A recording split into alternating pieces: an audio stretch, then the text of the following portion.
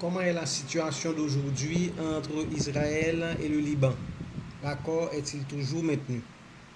Un nouveau cessez-le-feu d'urgence vient d'être conclu aujourd'hui même, le vendredi 19 juin 2026 à 16 heures locales, entre Israël et le Hezbollah.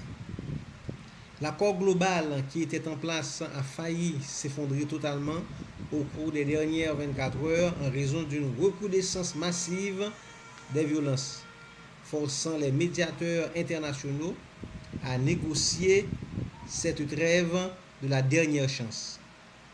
La situation actuelle se structure autour des axes suivants. Une violation majeure suivie d'une trêve d'urgence. L'escalade meurtrière. Les tensions ont explosé après la mort de 4 soldats israéliens tués par le Hezbollah dans le sud du Liban. En représailles, l'armée israélienne a mené plus de 150 frappes aériennes massives, faisant au moins 47 morts côté libanais pour la seule journée de vendredi. Le nouveau cessez-le-feu. Face au risque d'un embrasement total, les États-Unis, le Qatar et l'Iran ont parrainé un arrêt immédiat des hostilités. Le président américain Donald Trump est personnellement intervenu auprès d'Israël pour exiger une désescalade. Les deux camps ont annoncé appliquer la trêve, bien que des rapports locaux fassent encore état de frappes sporadiques. Le statut des forces et l'accord politique.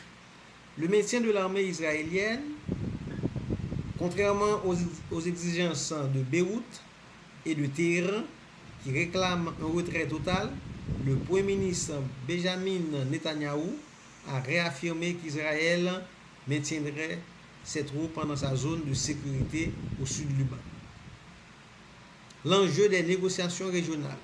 Ce conflit au Liban menace directement le mémorandum d'accord global récemment signé entre les États-Unis et l'Iran. Les discussions techniques prévues ce week-end en Suisse ont d'ailleurs été reportées, l'Iran exigeant la fin définitive des opérations au Liban avant de reprendre les négociations. Pour l'instant, l'accord tient sur un fil très fragile.